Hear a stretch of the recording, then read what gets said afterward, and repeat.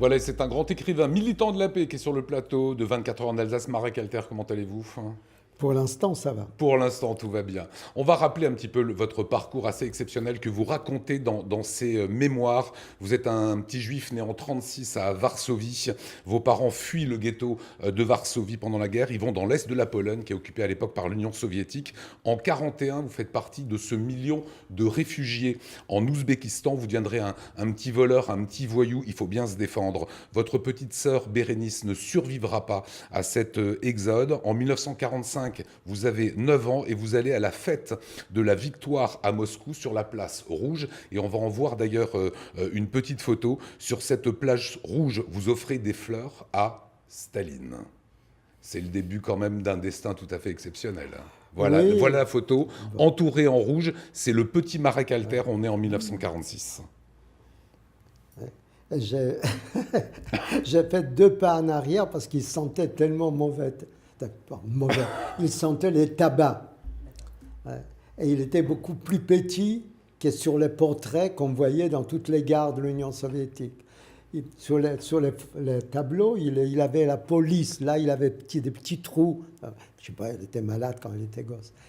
Et ça m'a complètement décomplexé face aux hommes politiques. Puisque, au fond, donc j'ai reculé et c'est lui qui est venu vers moi pour cueillir son bouquet de fleurs au nom des pionniers À Staline, d'Ouzbékistan. excusez du peu. Alors en 1950, il y a encore deux, trois petites anecdotes que j'ignorais parce qu'on se connaît quand même très bien. Vous apprenez vos premiers mots de français quand vous arrivez en France avec, car ça va faire rire tout le monde, avec le mime Marceau.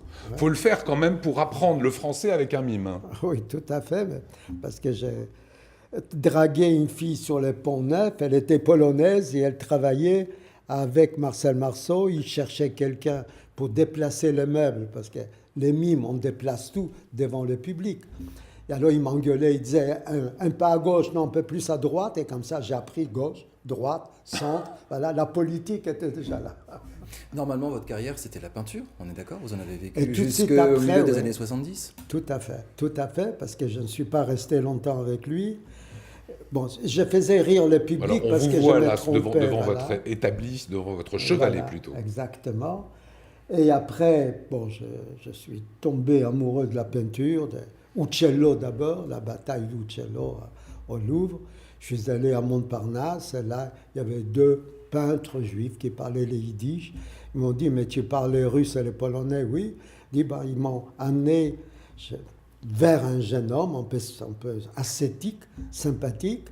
On est devenus copains, c'était Nicolas Destal. Voilà, Nicolas Sel qui lui apprend les couleurs quand même, faut le faire. Tu vois, parmi les belles rencontres, il y en a d'autres. Alors ça, j'ai trouvé ça incroyable, surtout j'étais à Cuba il n'y a pas très longtemps. Vous croisez Che Guevara en Argentine, Che Guevara était argentin et pas cubain évidemment, et vous le croisez en 1953, le jour où Staline meurt. Oui, mais là, bon, il n'était pas encore très connu. Il faisait partie d'un groupe qui deviendra les Monteneros, parce qu'il y avait un poète, Juan Gelman, que j'aimais beaucoup. Et il y avait une réunion à la faculté de médecine. Il y avait un type qui m'a dit, alors, tu viens, en espagnol, que tu viens de France, oui, est-ce que tu connais Jean-Paul Sartre? C'est extraordinaire. Déjà, en Argentine, Jean-Paul Sartre, oui, je l'ai croisé, etc. Mais est-ce que tu milites? J'ai dit oui, j'ai créé un kibbutz avec des amis. Ah, le kibbutz! Et là, il m'a dit une chose qui m'a plu. Il a dit, los judíos tienen cojones. Les juifs ont des couilles. Ont des grosses couilles. Un destin à part, on va voir, regardez Bon, historique. Ouais. voilà, regardez toutes ces photos. Vous avez croisé, photos à l'appui évidemment, Staline, Nasser, Sadat. À elle, j'aimais beaucoup. Alors Golda Meir, et Golda Meir, vous dites que cette femme était un homme politique, Ouais, un homme avec les coronesses, puisqu'on parlait tout à l'heure. Extraordinaire comme personnage, extraordinaire. Alors je les cite encore, évidemment Simone Veil, Jean-Paul Sartre, vous avez eu le toupet même d'aller chez lui pour protester, Jean-Paul II, Golda Meir, je l'ai cité. Pourquoi est-ce qu'on a fait finalement appel à vous pour rencontrer les plus grands, surtout sur des conflits? Yasser Arafat, Shimon Mon Peres. ami, personne n'a fait appel à moi. C'est moi qui me suis imposé. Parce que j'avais un objectif. Je pensais qu'on pouvait faire la paix entre les Israéliens et les Palestiniens. Bon, donc, et quand on fait la paix, on fait la paix avec son ennemi. Donc on m'a dit, oui, Arafat, il y avait le détournement d'avion vers Zarqa, il y avait le massacre des athlètes israéliens à Munich. Et alors, bon, c'est avec lui qu'il faut faire la paix, c'est lui qu'il faut voir.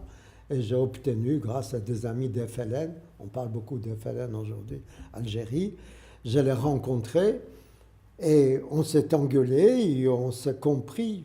Il faut être intéressé par les gens. Il ne faut pas faire de la morale.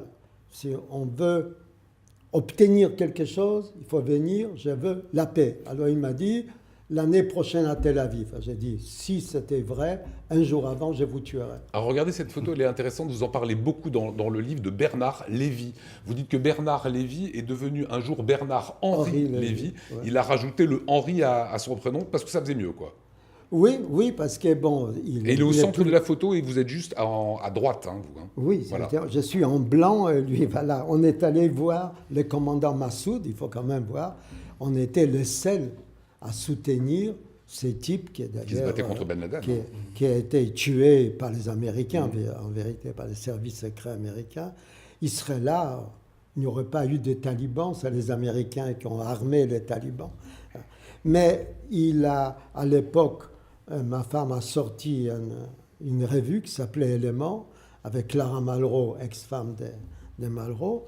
Et un jeune homme, un jour, il est venu, il a dit, voilà, j'ai un papier de sionisme et je voudrais publier dans votre revue. Comme c'était bien, on a dit oui. Et il était signé Bernard Lévy. Et puis le lendemain, il téléphone, est-ce qu'on peut encore changer? J'ai dit, qu'est-ce que vous voulez changer? Oui. Non, j'ai deux prénoms, je préfère mettre les deux Bernard-Henri Lévy. Et bon, on a couru vite à l'imprimerie et au dernier moment, on a changé et il est devenu Bernard-Henri Lévy. Il faudra lire le livre hein, pour savoir aussi pourquoi il y a eu une rupture. À plusieurs reprises, vous dites qu'il y aura une rupture et évidemment, il y a Sarajevo derrière, mais ça sera à vous de le lire. Un petit mot encore, ce livre, vous décidez de l'écrire, ses mémoires, Marek Alter, après la perte de Clara en 2017 et vous vous adressez à elle dans le livre à plusieurs reprises. Hein. Oui, parce que, bon, écrire ce mémoire, ça veut dire d'accepter qu'on a déjà vécu. Il reste peu de temps devant, bon, j'aurais peut-être le temps d'écrire un avenant, bon. Mais et ça, c'est très difficile d'accepter cette idée. Donc mes éditeurs m'ont poussé depuis longtemps. Et puis un jour, Clara, donc ma femme, tombe malade, on dit elle a Parkinson, elle est condamnée. Alors, la mort s'est installée là. Alors, je lui ai proposé, bon, on n'invente rien, il y a toujours quelqu'un avant nous. Il y a Goethe avec Faust, avant, moi, plus connu. Voilà, je proposais un pacte à la mort, de la garder vivante tant que je n'aurais pas terminé mes mémoires. Parce que j'avais l'habitude de lui lire des chapitres de mon livre, et parfois, elle disait poubelle. Et elle avait raison. Elle avait du caractère. Elle avait des caractères. Voilà. Et chose extraordinaire, j'ai terminé, et c'est à ce moment-là qu'elle est morte, j'ai ajouté seulement une phrase, Clara est morte.